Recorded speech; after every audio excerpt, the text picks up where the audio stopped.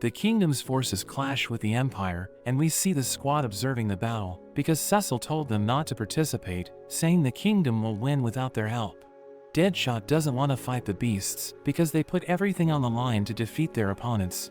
He wonders what kind of training made them fight like this, but Harley doesn't think they were trained. She's experienced enough to know they have been brainwashed, which means they're dealing with a villain who uses brainwashing. Deadshot thinks about obedient animals, and believes he knows exactly who they're dealing with. He reveals that the commander is probably his old friend from prison, so he suggests talking to him. They go to the side of the fortress, and Clayface tries something new, touching the fortress walls, and making a hole. The others are surprised by what he can do, and Deadshot wonders if he can bring down the whole fortress, but he doesn't think he can do that, because there isn't enough moisture. He explains that he's still learning how to use his powers, revealing that he felt magic running through his body since they arrived, and Harley notes that she also felt it.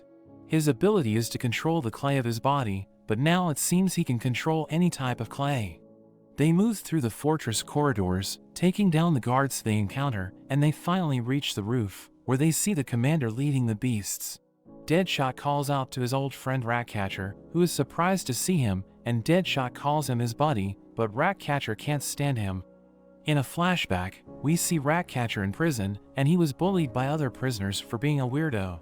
So Deadshot took him under his wing, trying to help him, but he always ridiculed him, and this made him feel terrible. Deadshot kept bothering him in every way possible, thinking he was being nice, but he ended up making things worse, by giving him rotten cheese in exchange for his food, and forcing him to get a bad haircut to scare other prisoners, leaving him traumatized.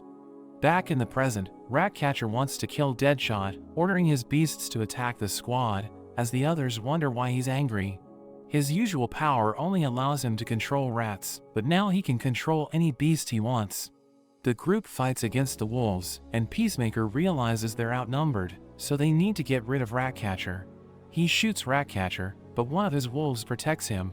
The group continues taking down the beasts, and Deadshot tries to make Ratcatcher remember the old times, but this only makes him angrier, and he increases the power of the wolves.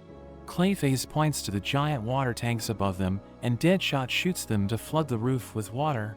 With enough moisture on the ground, Clayface uses his power to control the fortress walls, causing the wolves to fall down. Peacemaker shoots Ratcatcher again, but Katana suddenly appears to save him, and Harley isn't happy to see her, as she recalls that Katana separated her from the Joker.